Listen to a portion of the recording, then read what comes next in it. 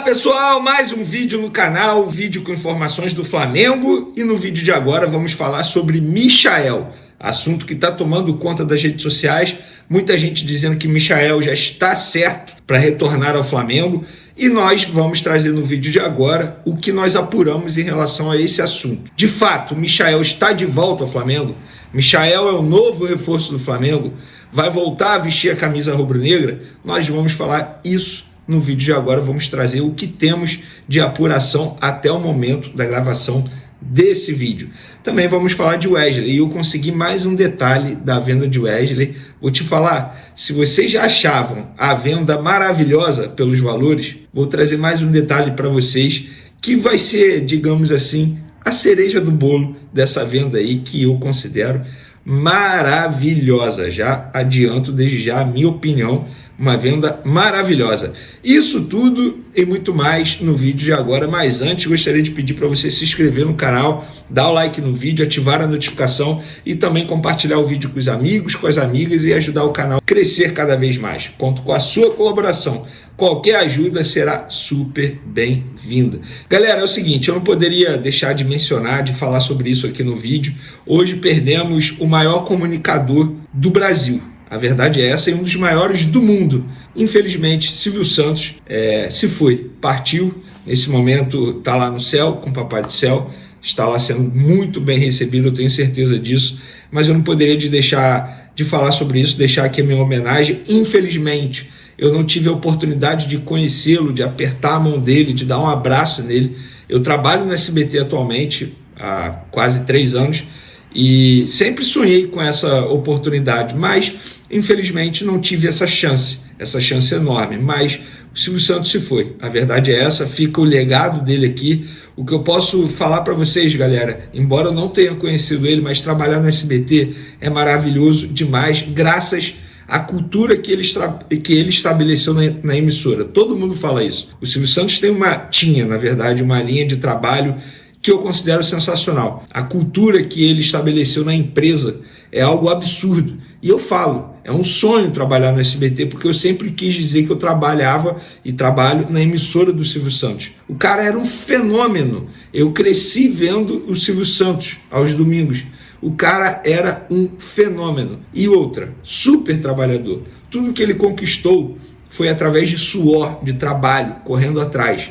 A história dele é sensacional. Se você não sabe a história dele, sugiro você correr atrás de um livro, sei lá, deve ter algum documentário para você assistir, porque é algo que todo mundo deveria saber. Saber como o Silvio Santos conseguiu construir o que ele conseguiu construir, através de muito trabalho. E, repito, ele deixa um legado absurdo aqui. Vá com Deus, Silvio Santos. Todo abraço aqui do Venê, à família Silvio Santos, aos amigos, enfim, a dona Sara, que é uma pessoa que eu tenho convívio direto lá aqui no SBT do Rio de Janeiro, que faz parte da família do Silvio Santos. É isso, meu abraço apertado aos familiares e amigos do Silvio Santos, e eu agradeço o legado que ele deixou aqui na comunicação. Vamos seguir? Fazer jornalismo, aquilo que o Silvio Santos sempre gostou de fazer no SBT. Mas antes de falar de Flamengo, eu quero trazer um assunto importante aqui. Hoje teve jogo do Atlético Mineiro contra o Cuiabá, empate 1-1. E a Arena MRV tem um dos piores gramados do futebol brasileiro e acabou de ser lançado. O Paulinho, que é jogador do Atlético Mineiro, ou seja, o estádio do Atlético Mineiro, Paulinho reclamou do gramado. Ele falou: gramado ruim dificulta para um time como o nosso, que propõe muito jogo, tira a qualidade da partida em si. É ruim. Você vê que o jogo não fica vistoso, dificulta muito a nossa produção. Fica um jogo muito de segunda bola, de bola no alto. Infelizmente temos que lidar com isso. Temos que rever essa situação no gramado para poder nos ajudar mais nos jogos. Quem sabe trocar de estádio. Tem o Independência e o Mineirão. Acho que qualquer um dos outros estádios de BH vai nos ajudar mais do que a Arena nos ajuda atualmente. Gente, isso é uma vergonha. É uma vergonha o Atlético Mineiro acabar de lançar um estádio com um gramado que o próprio jogador reclama. É um absurdo isso. Absurdo. Absurdo. O futebol brasileiro não preza pela melhoria, pela qualidade do seu produto. A verdade é essa. E aí mais um jogador reclamando. Ah, Vene, isso é besteira. Não, isso não é besteira. Isso põe em risco a saúde do atleta. O atleta pode se machucar por conta de um gramado horrível como esse. Temos que melhorar o futebol brasileiro, porque a situação está precária. A arbitragem é ruim, os gramados são ruins, o calendário é terrível. E por falar em calendário, o Flamengo e o Botafogo terão que poupar no domingo.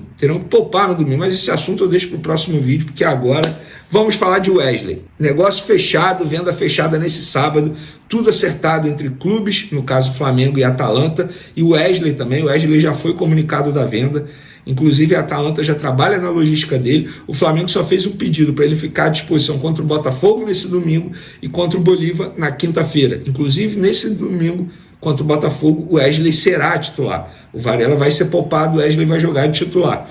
Ele fica à disposição do Flamengo nesses 2 jogos e a tendência, existe uma chance muito boa de ele viajar direto da Bolívia, lá no dia 22, quando o Flamengo encara a Bolívia, direto para se apresentar à Atalanta, o seu novo clube, fazer exames, assinar o contrato de 5 anos que ele vai assinar.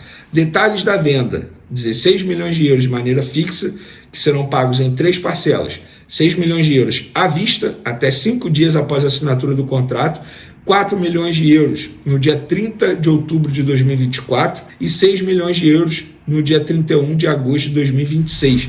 Então o Flamengo recebe 2 parcelas ainda esse ano e uma em 2026. Para mim, um parcelamento maravilhoso. Em 2026, se a gente for parar e analisar a economia, como é que está, é capaz do euro estar ainda mais valorizado e o Flamengo receber um valor ainda maior futuramente. E os 4 milhões de euros em bonificação, como eu já falei aqui para vocês, são metas bem acessíveis.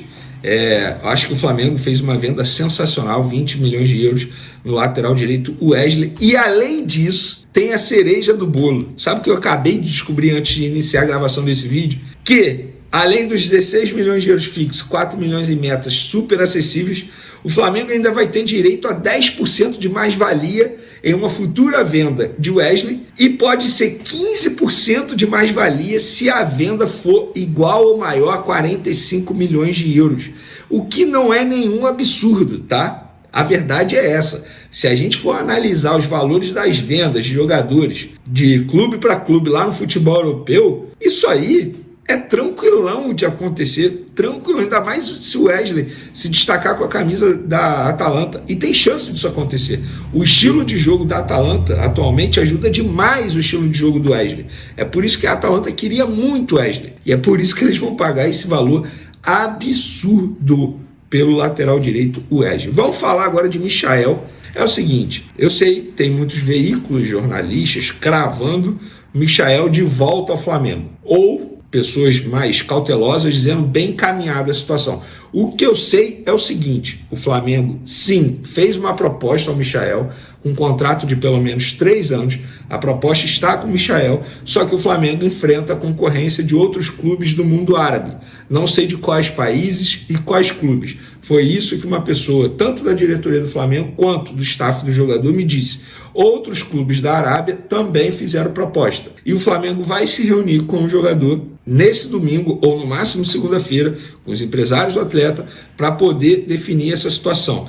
Tanto o Flamengo quanto o Michael, seus representantes, têm pressa para resolver a situação, porque o Flamengo intensificou o interesse em Michael após a lesão, obviamente, do Cebolinha, porque eles entendem que o Michael chegaria para suprir a ausência do Cebolinha em 2024, o Cebolinha só volta em 2025, e há sempre a incerteza de como o atleta vai voltar, quanto tempo vai demorar para se tornar novamente o jogador que ele estava sendo antes da lesão. Então o Flamengo tem pressa para resolver, o empresário do atleta está lá em Riad, onde aconteceu o jogo de hoje, inclusive, do Michael com a camisa do Al Hilal contra o Al Nassr, o time do Cristiano Ronaldo. Inclusive o time do Michael venceu de 4-1 de virada. Michael participou, se eu não me engano, até do 3º gol, ele participou da jogada.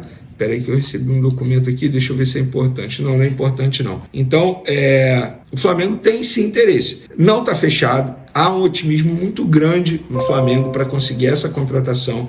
Existe um otimismo também por parte de pessoas que comandam a carreira do Michael, porque entendem que o Michael quer retornar ao futebol brasileiro nesse momento. Mas, inclusive, essas pessoas falaram o seguinte: Vene, E se o Al Hilal voltar atrás e fizer uma proposta milionária para o Michael renovar, o contrato dele vai até dezembro desse ano, ou seja, ele pode assinar o pré-contrato e sair de graça, mas não é o que ele quer. Se for para sair, ele quer sair agora, e existe até um pré-acordo com o Al Hilal para ele sair agora. O Al Hilal não iria se opor a isso, muito pelo contrário. Mas o que eu sei nesse momento é isso. Existe sim uma conversa com o Michael, com seus representantes, e lembrando a boa relação do Michael com o Flamengo, aquele acordo de cavalheiros que o Michael fez com o Marcos Braz, quando o Michael foi vendido pelo Flamengo ao Al Hilal, que se ele fosse voltar ao futebol brasileiro, ele daria prioridade ao Flamengo. Exemplo, se o Grêmio fizesse uma proposta para ele, para comprá-lo, e o Al Hilal tivesse aceitado, o Michael iria ligar para o Flamengo, para o Marcos Braz, no caso, e ia falar, olha só, recebi essa proposta aqui, vocês têm interesse em me contratar? Então, nesse momento, a prioridade dele é o Flamengo, se ele voltar ao futebol brasileiro, obviamente. Mas eu vou ser mais cauteloso. Eu não vou cravar que o Michael está de volta. Eu acho que as chances são grandes, são boas, mas ainda não teve o acordo, a assinatura, nada disso, aquele aperto de mão, ó, estamos fechados, a gente vai voltar para o Flamengo. Não teve isso ainda. Pode ter na reunião que vai acontecer amanhã ou no máximo segunda-feira, porque, repito, as duas partes têm muita pressa para resolver essa situação. Para quem não se lembra, o Michael, ele disputou com a camisa do Flamengo 105 jogos, fez 23 gols entre 2020 e 2021 e foi jogador extremamente importante com o Renato Gaúcho. Na minha opinião, com o Renato Gaúcho, o Michael foi o principal jogador do Flamengo e assim, por incrível que pareça, na época ele era até reserva, mas sempre que entrava, nossa, ele destruía, jogou muita bola mesmo, tanto é que ele foi vendido ao Hilal por uma boa quantia. Aí depois veio Marinho, o resto da história vocês já sabem. Aqui vamos trazer todos os detalhes das operações, das vendas de Fabrício Bruno e Wesley, dois jogadores que estão vivendo seus últimos minutos com a camisa do Flamengo e em breve serão vendidos pelo Flamengo. Fabrício Bruno para o Rennes da França e Wesley para a Atalanta da Itália. E vamos trazer aqui os números, os valores, e que chamam a atenção. Já vou dar um spoiler, já falei em alguns vídeos, operações que podem render ao Flamengo cerca de 210 milhões de reais. E aí nós vamos trazer detalhes dessas vendas como forma de pagamento, quando o Flamengo pode receber, se o Flamengo vai atrás de reforços para essas posições, ou seja, as famosas reposições. Falaremos muito sobre isso. Também falaremos do jogo do Flamengo contra o Bolívar na última quinta-feira, situação clínica de alguns atletas, Flamengo sofrendo bastante com desfalques, então tem muita coisa para a gente abordar. Galera, é o seguinte, antes de mais nada, gente, na boa, eu não estou entendendo por que esse desespero todo de grande parte da torcida pelo fato do Flamengo só, entre aspas, ter vencido por 2-0. Tudo bem, eu vou ser bem sincero, eu considerava e esperava que o Flamengo fosse até fazer um placar mais elástico, talvez uma diferença de 3 gols de diferença, ou até mesmo 4, como o Peñarol fez com The Strongest, no jogo de ida das oitavas de final da Libertadores. Mas o Flamengo produziu para fazer um placar mais elástico. Não conseguiu aproveitar as oportunidades, é bem verdade.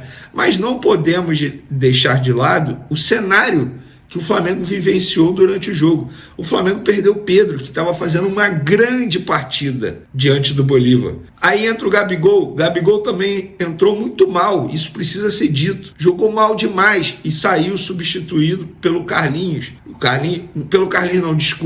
O Gabigol acabou saindo, não entrou ninguém em seu lugar, porque o Tite não podia mais fazer nenhuma substituição. O Carlinhos já estava em campo. O Carlinhos até deu conta do recado, quase fez um gol de cabeça. Mas o Tite, por exemplo, em nenhum momento ele foi retranqueiro, palavra que muita gente gosta de utilizar. Eu gosto de usar mais pragmático. Pelo contrário, ele foi buscando o gol a todo momento, fazendo substituições ofensivas. Em nenhum momento fez substituições defensivas. Eu não acho que o Flamengo tenha jogado muito mal, como muita gente imagina, e também não acho que o Flamengo deu um show, um espetáculo no Maracanã. Fez um jogo justo, venceu a partida de ida. Eu esperava que fosse um placar mais elástico, pensando no jogo do final de semana contra o Botafogo, porque se o Flamengo tivesse feito um placar mais elástico, poderia botar jogadores ou até mesmo priorizar o jogo do final de semana contra o Botafogo. 2-0 não é um placar, digamos, tranquilo para o Flamengo. Ou seja, na minha opinião, tem que poupar geral no jogo do final de semana contra o Botafogo, até porque eu imagino que o Botafogo também vai priorizar o jogo da Libertadores, vai poupar geral. Inclusive, se a gente for fazer uma análise, o Flamengo está mais próximo da classificação na Libertadores que o próprio Botafogo. O Botafogo vai pegar o Palmeiras dentro do Allianz Parque, tendo vencido por 2-1 no jogo de ida. É muito mais difícil do que o cenário que o Flamengo vai enfrentar, embora o Flamengo irá enfrentar uma altitude de La Paz que não é nada fácil. Então, calma, torcedor, não é para ficar desesperado. Não concordo com quem está desesperado, marretando o Flamengo, criticando o Flamengo. Não concordo com esse discurso. Acho que o Flamengo fez um jogo ok, um jogo justo. Poderia até ter feito mais. Ah, mas quase tomou gol. Claro, do outro lado tem um adversário. E é um adversário que, embora tecnicamente falando esteja muito abaixo do Flamengo, mas é muito bem treinado. Foi o primeiro do grupo do Flamengo na fase de grupos da Libertadores. Tem que respeitar. Quase fez, mas não fez. Então, eu acho que o torcedor ele pode ficar mais tranquilo do que rabugento, digamos assim. Quero destacar o futebol do Luiz Araújo, está jogando muita bola. Para mim, foi o melhor em campo ontem com a camisa do Flamengo. E o Varela também fez uma boa partida. Lateral direito, voltou bem da lesão que ele sofreu no quadril, fez um bom jogo. Ah, mas ele não dá assistência. Gente, olha só, ele não é perfeito. Ele tem pontos a melhorar, obviamente. Mas se a gente for analisar o jogo dele, sobretudo contra o Bolívar, foi um bom jogo, uma boa exibição. Titular hoje, na minha opinião. Vamos lá. Durante o jogo, Pedro saiu lesionado, Gabigol também saiu lesionado, De La Cruz saiu sentindo dores e o Gerson também saiu sentindo dores. Pedro e Gabigol foram lesões porque de fato pediram para sair, e até a gravação desse vídeo aqui, os dois não tinham sido reavaliados. A qualquer momento o Flamengo pode emitir um comunicado clínico para falar sobre o caso dos dois, que vão fazer exames médicos para saber a gravidade da lesão. E o De La Cruz e o Gerson, esses preocupam menos, digamos assim. Mas, por exemplo, o De La Cruz, o planejamento do Flamengo já era não utilizar contra o Botafogo, independentemente do resultado. Agora, mais ainda. Então, o De La Cruz será poupado contra o Botafogo e na quinta-feira, diante do Bolívar, a tendência é que fique à disposição. Mas a qualquer momento, Gabigol e Pedro, eles, digamos, saberão a gravidade das respectivas lesões musculares que os dois tiveram. Do lado positivo, eu penso o seguinte: o Pedro pelo menos teve maturidade de pedir para sair. Por que eu estou falando isso? Porque o Vinha acabou não tendo essa maturidade e de repente agravou a situação dele. O Vinha não sofreu lesão apenas no menisco e no ligamento. O Flamengo divulgou que ele também teve uma fratura na tíbia. Então é algo extremamente complicado. Boa sorte, inclusive, ao Vinha nesse processo de recuperação. Vamos lá, galera. Pouca gente lembra, mas no dia 24 de agosto, sem ser esse sábado, agora, o outro sábado, o Flamengo tem uma disputa de Mundial Sub-20 diante do Olympiacos no Maracanã. Tá? Então, para quem quiser saber sobre lance de ingresso, como comprar ingresso, tá tudo lá no site oficial do Flamengo. O Flamengo vem divulgando isso em suas redes sociais e também no site oficial. Vamos agora para os dois assuntos principais do vídeo: as vendas de Wesley e Fabrício Bruno, porque eu apurei detalhes dessas operações que o Flamengo está realizando, operações essas que podem render ao Flamengo cerca de 210 milhões de reais. Vamos lá. O Wesley fechou 16 milhões de euros, fixo, mais 4 milhões em metas. Poxa, Vini, mas eles não topavam 18 mais 2? Já expliquei no vídeo anterior, mas vou explicar novamente para a audiência rotativa. O Flamengo preferiu 16 mais 4, porque se fosse 18 mais 2, as duas metas seriam quase impossíveis de serem batidas. Então, nesse caso, o Flamengo preferiu 16 mais 4 porque as metas serão mais fáceis. Então, o Flamengo entende que pode ter uma arrecadação maior com a venda.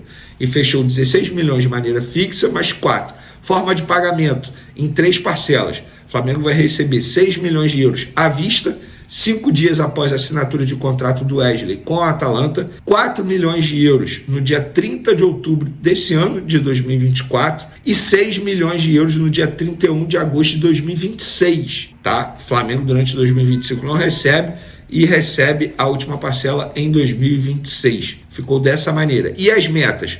1 milhão de euros quando completar 20 jogos, 1 milhão de euros quando o Wesley conquistar qualquer título com a camisa da Atalanta, 1 milhão de euros com classificação à Europa League e 1 milhão de euros se chegar às oitavas da Europa League. Talvez a meta mais difícil aí seja conquistar um título com a camisa da Atalanta, mas o Wesley vai fechar um contrato de 5 anos, ou seja, serão 5 anos podendo atingir essa meta. Cara, 20 jogos ele vai atingir rapidamente, então o Flamengo vai receber essa meta aí, com certeza, esse bônus muito rápido. Então acho que foi uma baita venda essa que pode chegar a 20 milhões de euros, estamos falando de 120 milhões de reais, já falei isso aqui, repito, gente, 20 milhões de reais no lateral direito Wesley é uma baita venda, é uma venda absurda, é venda de jogador atacante que decide jogo, é praticamente o mesmo valor que o Botafogo pagou para contratar o Luiz Henrique, que está jogando muita bola com a camisa do Botafogo, que inclusive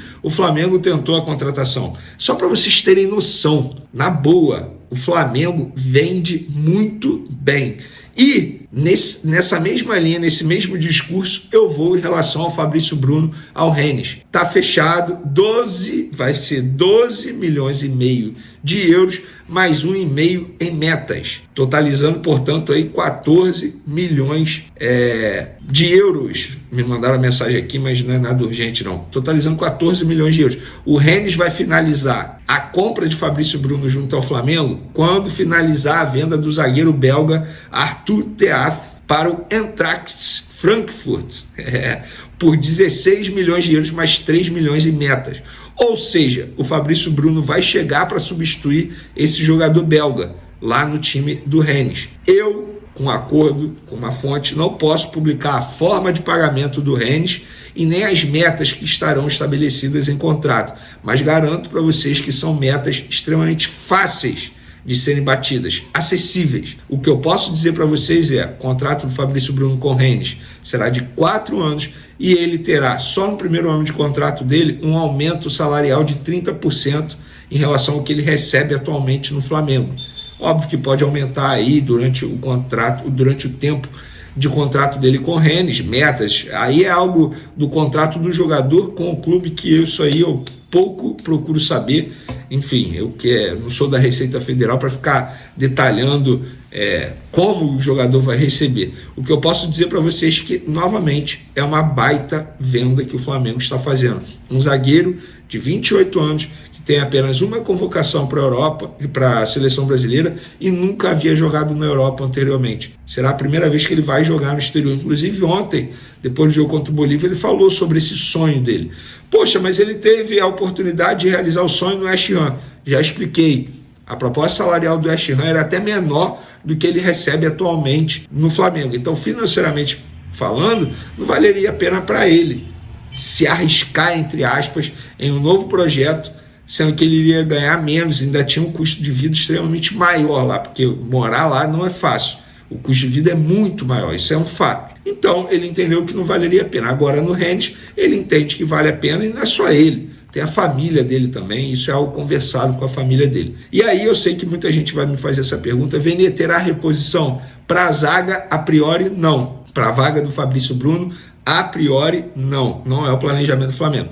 Para a lateral direita, o Flamengo vai liberar o Wesley, vai acertar, assinar tudo, assim que tiver uma reposição já bem encaminhada. O Flamengo está buscando essa reposição, já falei isso para vocês. Então, o Flamengo muito próximo aí de vender esses 2 jogadores.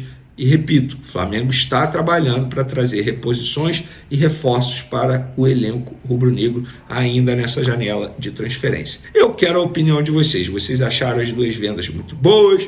Não aprovaram? Aprovaram? Enfim, podem comentar à vontade. O Flamengo mostrou sua força na categoria Sub-20 ao vencer o Grêmio em um jogo emocionante, válido pela 5ª rodada atrasada do Brasileirão Sub-20.